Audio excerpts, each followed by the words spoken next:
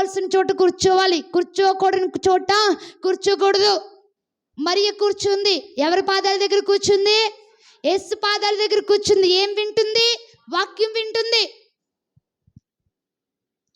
ఈమె జీవితానికి విశ్రాంతి లేదు, ఒకప్పుడు నెమ్మది లేదు. మగ్దలేని మరియ పాపముల చేత, విస్తారమైన పాపముల చేత మనశ్శాంతి లేక వెలివేయబడిన స్థితిలో ఉండి, త్రోసివేయబడిన పరిస్థితిలో ఉండి, అనేక మంది చేత నెట్టివేయబడుతూ, కుటుంబంలో నెమ్మది లేక, ఇంటిలో ప్రశాంతత లేక, తన హృదయానికి శాంతి లేక ఏం చేసిందో తెలుసా? యేసయ్య దగ్గరకు వచ్చింది. కన్నీటితో ఆయన పాదాలు కడిగింది, తల వెంట్రుకలతో ఆయన పాదాలను తుడిచింది. అందుకని యేసుక్రీస్తు ప్రభువారు అన్నారు, మారు మనసు పొందిన అనుభవంలోకి వచ్చింది. దేవునికి స్తోత్రం కలుగును గాక. హల్లెలూయా. మారు మనసు కలిగి పశ్చాత్తాపురాలై దేవుని సన్నిధికి వచ్చి ఏడుస్తూ ఉంటే, అమ్మా నీ విస్తారమైన పాపములు క్షమించబడ్డాయి. దేవునికి స్తోత్రం చెప్పండి. హల్లెలూయా. అమ్మా నీ విస్తారమైన పాపములు క్షమించబడ్డాయి అని చెప్పి ఆమె జీవితాన్ని అప్పటి నుండి ఏం చేశాడు? యేసయ్య మార్చేశాడు. ఇంకా ఆమెలో పాపం లేదు, మారు మనసు పొందింది, రక్షణ అనుభవంలోకి వచ్చింది, బాప్తిస్మ అనుభవంలోకి వచ్చింది, దేవుని వెంబడిస్తుంది. ఆ రోజు నుండి ఇక పాపము జోలికి వెళ్ళలేదు, యేసయ్యను వెంబడించిన అనుభవంలోనే ఉంది.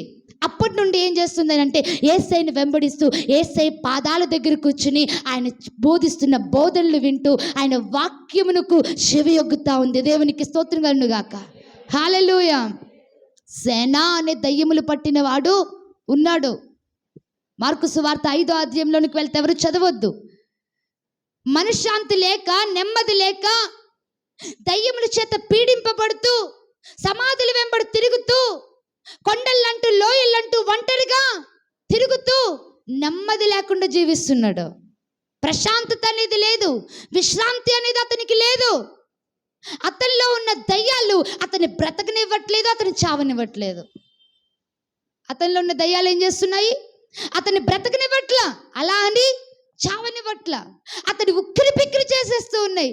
అలాంటి యొక్క భయంకరమైన స్థితిలో ఉన్న ఆ దయ్యములు పట్టిన సేన అనే దయ్యములు పట్టిన ఆ వ్యక్తిని దేవుడు ఆ దయ్యములను గద్దించగా ఆ దయ్యములు అతని నుండి ఏమైపోయాయి?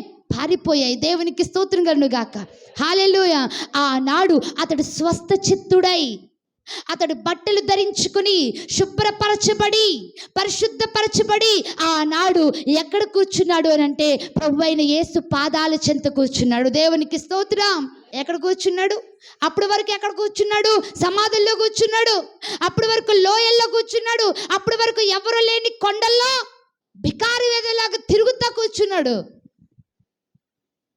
కానీ ఇప్పుడు ఎక్కడ కూర్చున్నాడు అని అంటే, యేసయ్య పాదాల దగ్గర కూర్చున్నాడు. దేవునికి స్తోత్రం కలుగును గాక. హల్లెలూయా.